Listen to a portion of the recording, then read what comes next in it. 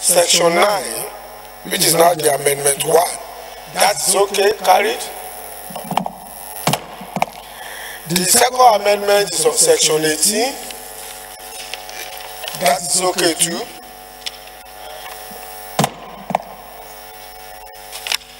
The third amendment is of Section 30.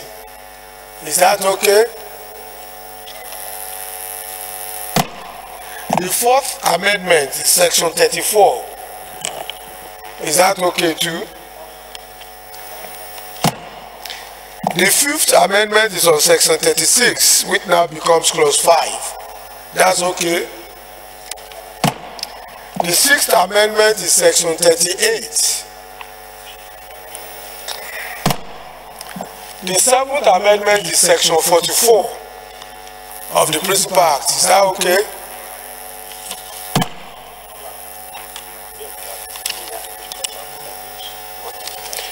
The eighth amendment is on Section 51 of the Principal Act 8. So first, Betty, is that the same thing? Why are you raising up? Section 51. Mr. Chairman, sir, if you look at the next page of that Clause 8, Section 51, going towards the end, on page 7, it says that benefits be derived while in office pursuant to this section, provided that where the appellate court in this instance is the Supreme Court, the candidate shall cease to hold that office. Mr. Chairman, I think this is a very fundamental amendment that has been made to the bill, because the law as it is now is that once you file,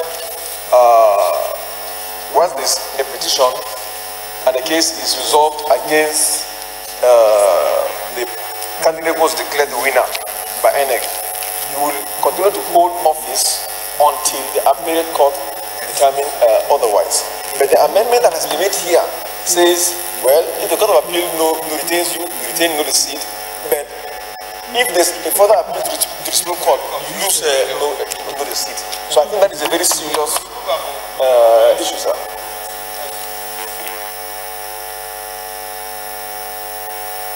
And my problem. Yes, you should cure it. Maybe I should read the whole thing so that my colleagues will follow me. Clause 8, amendment to Section 51, 51.1. This is the recommendation. Where the nomination of an elected candidate is nullified by the court of first instance and a notice of appeal, an appeal against the court's decision is filed within the stipulated period, the elected candidate shall, notwithstanding the contrary decision of the court, remain in the office pending the determination of the appeal. No problem with that one. 2.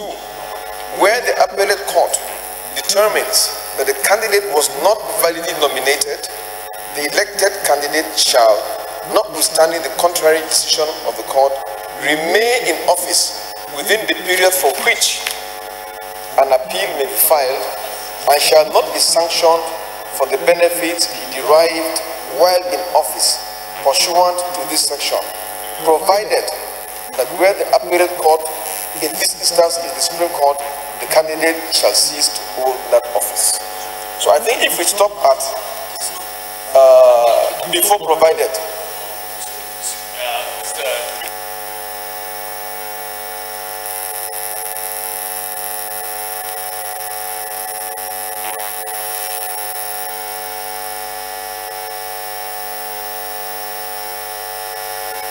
Leader. Yeah, thank you, Mr. Chairman. I think the last speaker is absolutely correct on his observation, because basically what this is purported to do is to grant an automatic stay of execution. That's what it is trying to do, and which is dangerous, and I totally agree with him. But there's a problem here. And the problem is this.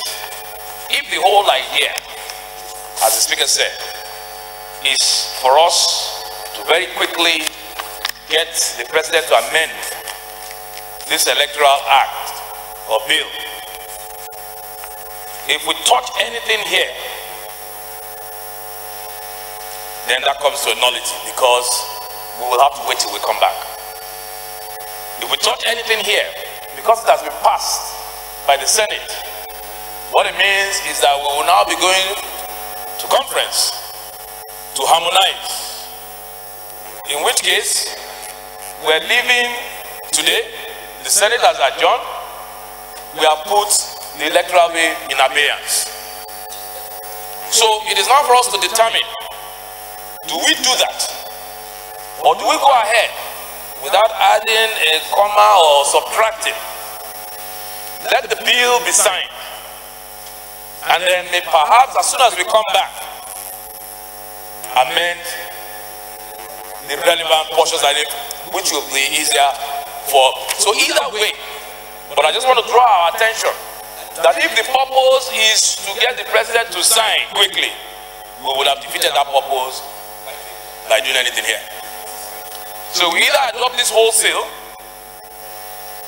and wait to amend when we come back, or we change it and then now go to conference when we come back, which will be a longer process. I will allow members to contribute, but please, I want to say something which you have to take along with whatever contribution you want to make. In my own understanding of reading this, an appeal may be filed and shall not be sanctioned for the benefits. So what it means is that if the Supreme Court decides otherwise against an elected person, that means the Supreme Court can sanction and say you should return the benefit. You are not taking that along. So I want members to contribute along that line too.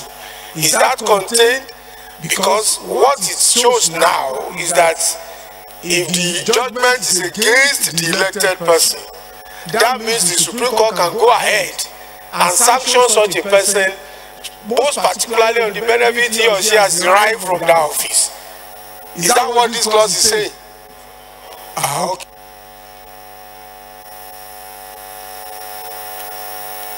Mr. Chairman, honorable colleagues, Mr. Chairman, that has said, I don't know, the Senate has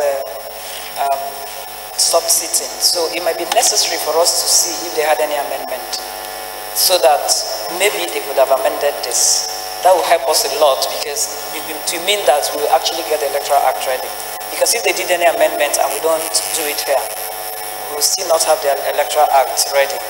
And if we really want to have it ready, I think, because I still have an amendment to do on 63. Thank you. Thank you, Chair. Honorable colleagues. The fact that they want the president to sign the amendment does not mean we should be blackmailed into doing something that's not proper. If you look at the proviso to this section that we seek to amend, it amounts to very clumsy legislation. Very clumsy. As far as I'm concerned, there is nothing wrong with what we passed. Now, the law it is this. The last court for appeal in legislative matters is the Court of Appeal. For governorship, is the Supreme Court.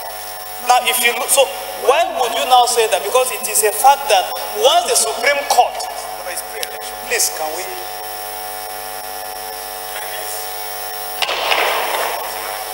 Yes.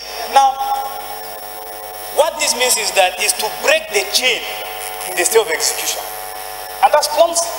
Now, if it is a pre-election matter and then the matter goes to the Supreme Court, and then you now say, well, as far as I know, the pre-election matters in the Supreme Court. But if it is for the purpose of elected and election matters, that of National Assembly stop at the Court of Appeal. Governorship goes to the Supreme Court. If that is the case, Supreme Court. If that is the case, why would you say? Why would you put that proviso to provided that where the appellate court, in the first instance the Supreme Court, the candidates are still to vote. I mean, this is clumsy. I won't vote for this. I won't vote for this. Because, yes, because it seeks to break a chain. If the intention of the parliament is to say, well, once you file an appeal, you stay in office, why the breakage? Why the breakage? Everybody knows that the day the Supreme Court decides on a matter, that's the finality. So you don't even need to say it. You don't need to say it. So this is clumsy. We can't take this.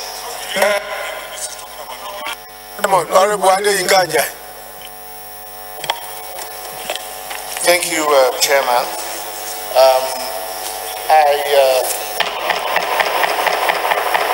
I haven't looked at the substance of the provision as we're proposing it. I'm inclined to toe the line of the leader. The substance of this provision, I do agree that in drafting it's not elegant. I would put it differently. But there is no legal ambiguity caused by the manner this has been drafted. It's just not elegant. The superfluous provision is that proviso. It's superfluous. It's not necessary. But it doesn't alter the substance of what the clause seeks to achieve. The clause seeks to do two things. One, the clause seeks to remove the burden of having to refund benefits. I would also call it benefits. I would have called it remuneration. Again, elegance in drafting, but still doesn't change the substance. So it seeks to prevent a situation where you are compelled to refund remuneration that you have earned, having done your work while the case was going in court. That's one. Nothing in this clause affects that. Nothing here makes it ambiguous. The second thing it seeks to say is that you remain in office while your case is going on.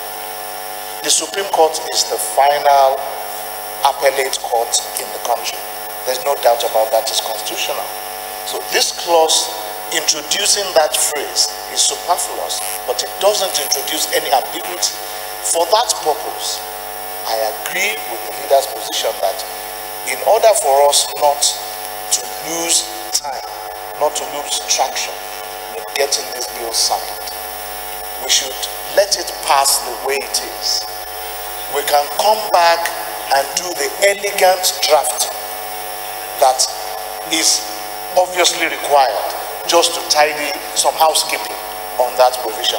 But it does not introduce any ambiguity or complications that will be sufficient to override the leader's suggestion that we take this the way it is and come back and amend it subsequently after passage.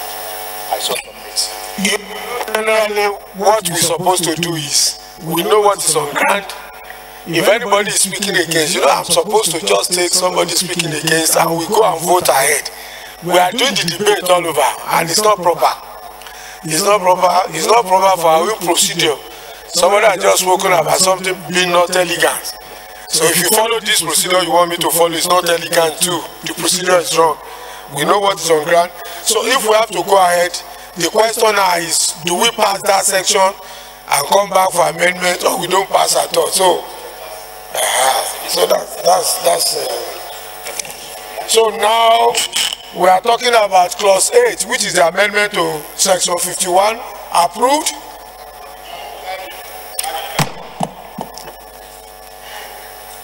We have taken a question. Your no does not mean it's the majority. Your no is the minority now.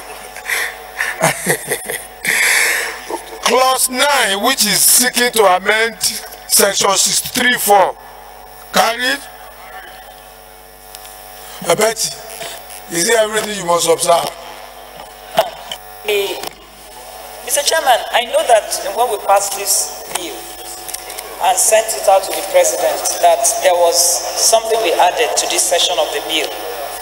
And I will read it. What we had was the presiding officer shall announce the result at the polling unit, paste and transmit same. They cleverly removed the paste. Yes, that was what we agreed. That was what was, and I know that both houses passed that because I was the one following up on it. It matters a lot, Mr. Chairman.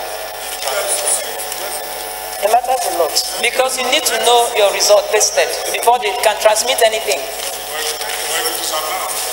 No, announcement you can't tender in court. Don't forget the fact we are all politicians. We have gone through so many elections. There are two most important documents in an election. First is the ballot paper. Then the second one is ECHA, which is the primary source of any result at all, and it will be issued to the party agent. So pasting is superfluous in this case. So clause 9 carried. Clause 10. Clause 11, which is amending section 76, carried. Clause 12, amending section 87, carried. Which one are you? No, it's over there.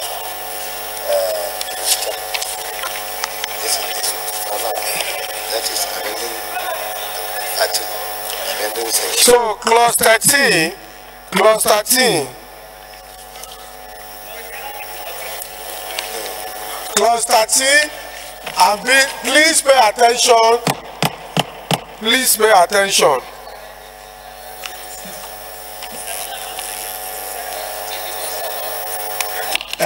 Fred, don't turn yourself into a militant here. Honorable Fred, can you sit down properly, please? Don't sit down. Fred, don't turn yourself to a militant here. You have a procedure. If you want to observe, clause 13, Fred, if you want to observe, clause 13, observe. Mr. Chairman, Honorable Fred is sitting cross-legged on the chamber. He's turning to a militant. This is an abuse of the authority of the House. Can you drop down your leg, please? So clause 13, the only amendment, Betty, don't take us back. We are on clause 13, which is seeking to amend section 112, and have been reliably told by the clerk that the period not exceeding 7 days that appear first is been taken down, and the one within 14 days is taken up. So that's the only amendment we are doing here. Honorable colleagues, commencement of polls and before the announcement of the final result and declaration of a winner, a nominated candidate dies.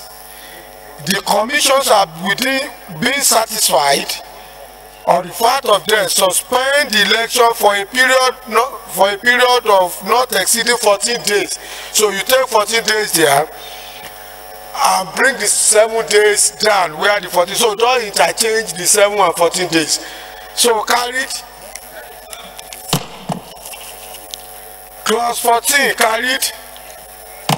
Explanatory memorandum. Long title of the bill.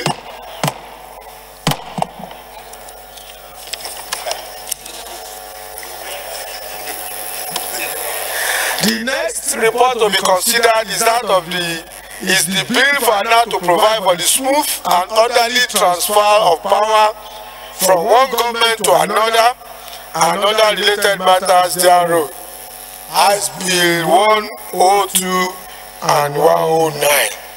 I now call on the House Leader to, in 5 seconds, speak to the bill. Thank you, Mr. Chairman.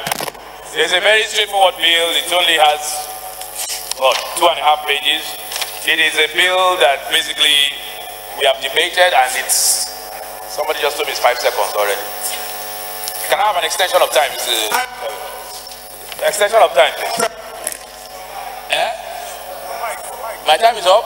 Yes. Stop.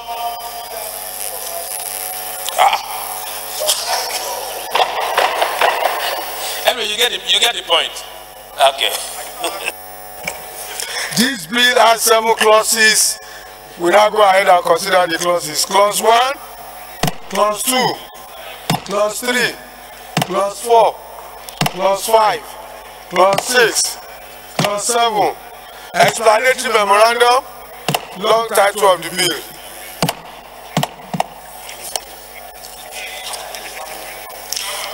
The next and last report to be considered is that of the House Committee on Tertiary Education, I think, for a bill for now to amend the Federal Polytechnics Act, Chapter F17, Laws of the Federation of Nigeria 2004, to review the retirement age of staff of Federal Polytechnics, harmonize the tenure of the office of director and the other principal officers of Federal Polytechnics in Nigeria, and for other related matters. And I invite Chairman House Committee on Tertiary Education, in his absence, Chairman House Committee on Rules and Business, to speak to the report. Chairman House Rules and Business. Chairman Rules. Chairman. If you call you Chairman Business, you will reject. Chairman Rules. You know he's an outgoing chairman. He has started forgetting. He's an outgoing chairman. He has started forgetting that he's chairman already. Chairman Rules and Business. Outgoing. Chairman, may I be protected from dictatorship? Leader. Leader. Sit down. You are protected. Mr. Chairman. Leader. He's actually both him and his deputy. Honorable. Yes, Chairman. Speak to this report in 1 minute. Yes. That your protection will last for 1 minute. You are protected. No, Mr. Chairman, it was the leader that moved for the consideration, not me. He's available. Let him move. It's not me. He moved for consideration. Let him. You moved.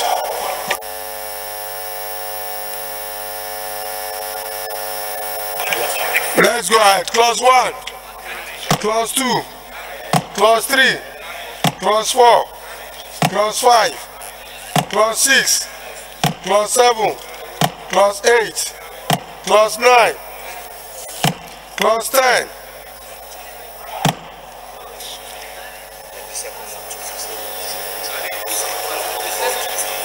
clause 11, clause 12, clause 13, clause 14, clause 15,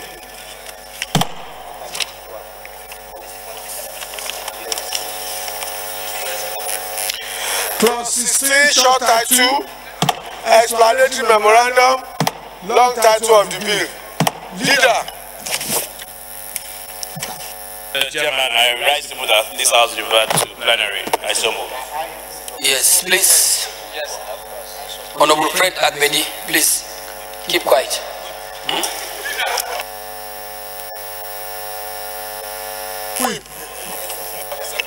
Second. Mr. Chairman, honorable members, I rise to second the motion as moved that the House reverts to plenary to report progress. I so second. Yes. The House hereby reverts back to plenary to report progress.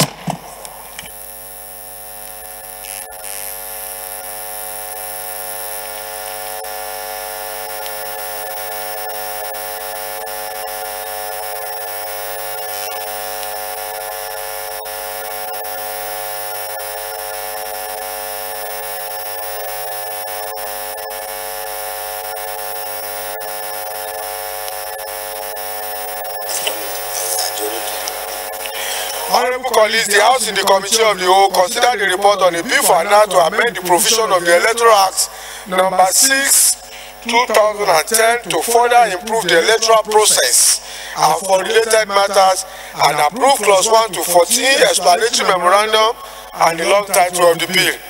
The House in the Committee of the Whole considered the report on a bill for an act to provide for smooth and orderly transfer of power from one government to another and for related matters, and approve clauses 1 to 7, the explanatory memorandum and long title of the bill. The House in the Committee of the Whole considered the report on the bill for an act to amend the Federal Polytechnics Act Chapter F17 Laws of the Federation of Nigeria 2014 to review the retirement age of staff of polytechnics, harmonize the tenure of the office of the rector and other principal officers of the Federal Polytechnics in Nigeria and for related matters, and approved clauses 1 to 16, the explanatory memorandum and long title of the bill. Leader. Mr. Speaker, I rise to move for the adoption of the report of the Committee of Whole. I so move. Chairman, Rules and Business. Thank you, Mr. Speaker. I rise to second the motion as moved by. Might be protected from the leader. I rise to second the motion as moved by the leader. You have started behaving as an opposition leader. That's a dangerous one. That's a dangerous one. Those in favor of that motion say aye. Those against say nay. The ayes have it. I will no longer call you, but this one is important, so you don't have to behave as an opposition leader. We have some bills that we want to do their third reading, so you must now move for the suspension of our rules. I will read the title of those bills. You suspend our rules so that we can do the third reading of the bills. Or I ask the leader to do it. See that I'm not comfortable with you. Leader.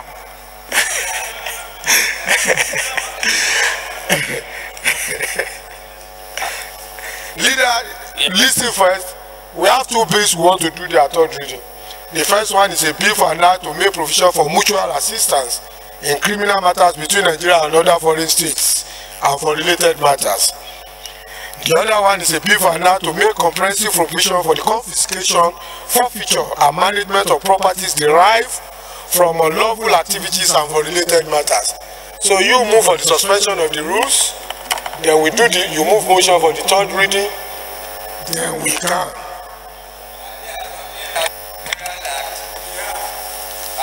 Behave yourself. Please. Mr. Speaker, I rise to move that this House does suspend the relevant provisions of our rules to allow that we take the third reading of the three bills as enumerated by Mr. Speaker. I so move. Speaker.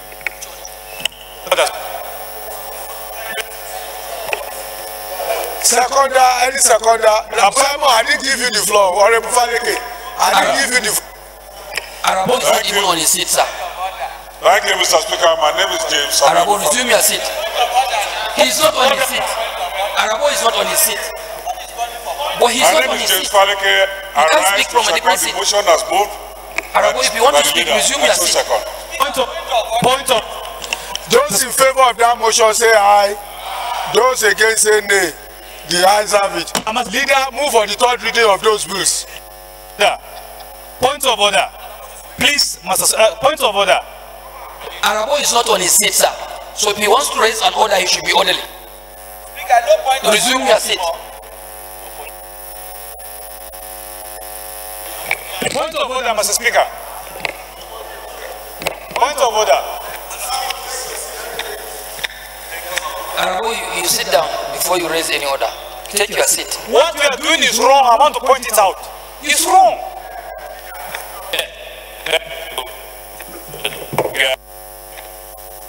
I'm not sure what the point of the order is, but let me rise to move the third reading of a bill for an act to make provisions for mutual assistance in criminal matters between Nigeria and other foreign states and for related matters 2018 HB 1060.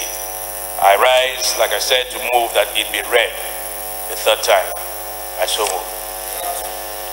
And also,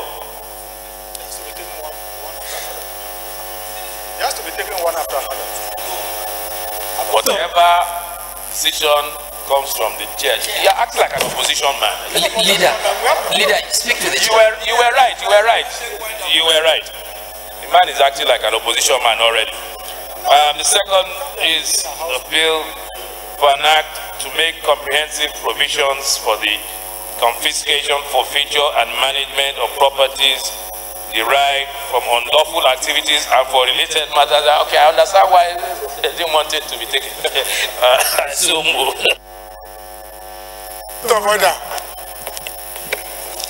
Well, mine is to guide this house. The Supreme Court has decided that each bill is passed separately. You cannot lump two bills and pass them at the same time. That's what I was trying to point out to the house. You don't do that. No. No. The leader moved a motion to pass for two bills to be read. It is not done. It's for ease of doing business. Please, ease of doing business. Yes, Mr. Speaker, I stand to be corrected. Ease of doing business is a global practice. I am aware that the Constitution of the Federal Republic of Nigeria allows this House to regulate its own proceedings.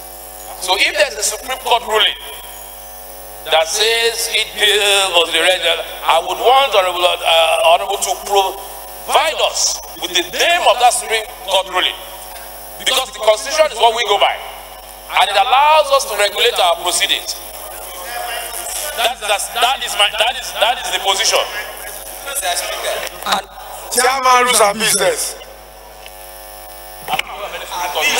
Mr. Speaker. Please, order, please, order. Order, please. Honorable members, please, order. I represent the good people of Buruku, my dear colleagues. I'm from Benue State. Please, honorable members, order. Mr. Speaker, as long as I remain the chairman of Rules and Business, I'll continue to point out when the rules are being preached. They have just been preached here. One, you don't need to set aside the rules to move that this item be taken the same day, because Order 12.31 provides for that. And I told the leader, he stood up and set aside the rules. If you set aside the rules, on what premise are you moving that item?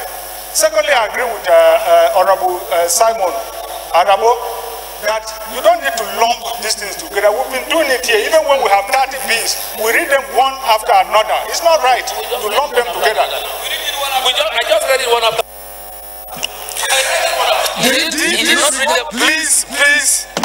Please. The leader never said item 1 and 2. He read the title one after the other. So even when you are seconding, you know what you are saying. Yes. So any seconder, Aduku. How can you say no seconder? Did you bring everybody here?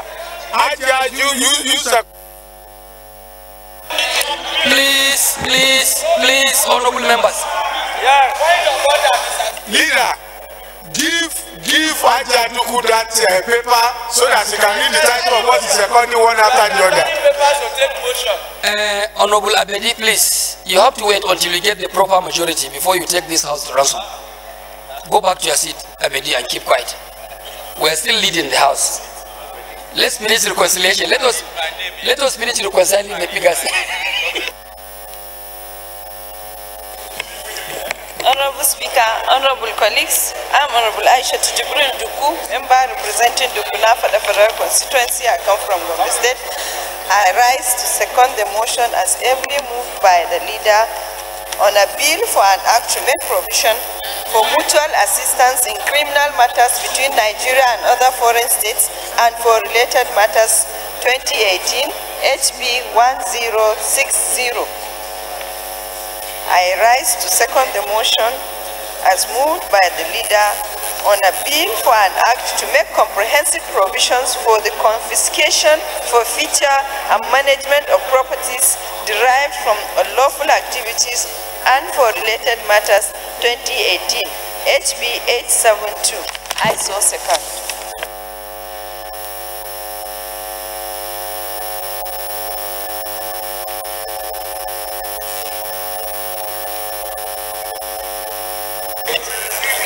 Honorable colleagues, those in favor of the third reading of a bill for an act to make provision for mutual assistance in criminal matters between Nigeria and other foreign states and for related matters, say aye. Those against say nay. The ayes have it. Honorable colleagues, those in favor of the third reading of a bill for an act to make comprehensive provision for the confiscation, forfeiture, and management of property derived from unlawful activities and for related matters say aye. Those against say nay. The ayes have it. Leader. Okay. Clerk is invited to read the long title of the bill. Honorable Speaker, honorable members, a bill for an act to make provision for the mutual assistance in criminal matters between Nigeria and other foreign states and for related matters. Third reading. A bill for an act to make comprehensive provisions for the confiscation, forfeiture, and management of properties derived from unlawful activities and for related matters. Third reading.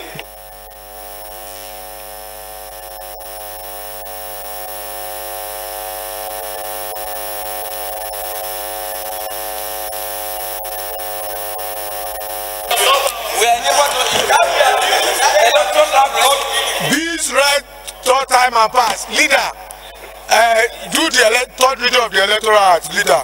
Yes, please. Yes, please. Do it.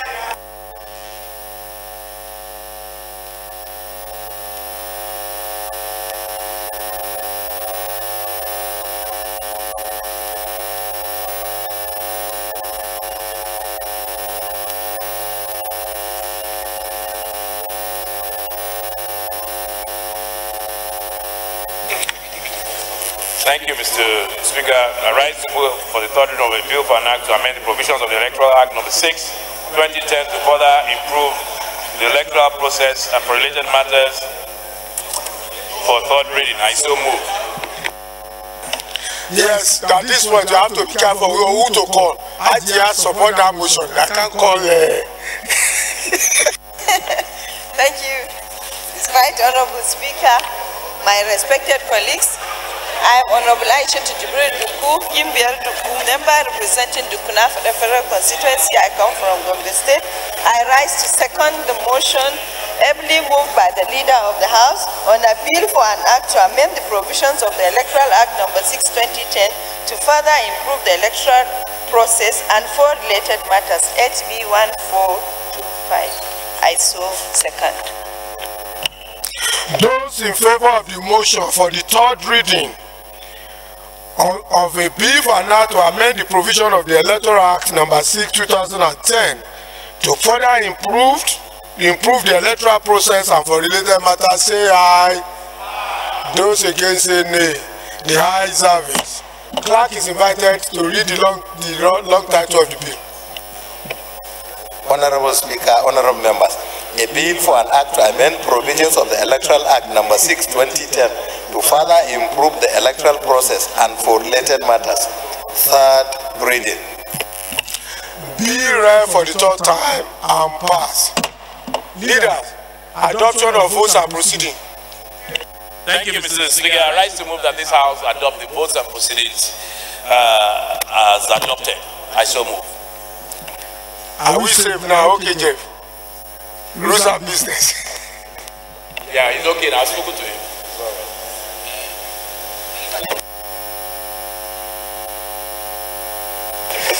Thank you, Mr. Speaker. I rise to second the motion for the adoption of the votes and proceedings as moved by the Leader of the House. I so second. Those in favor of the motion say aye. Those against say nay. The ayes have it. Leader, adjournment to 25th.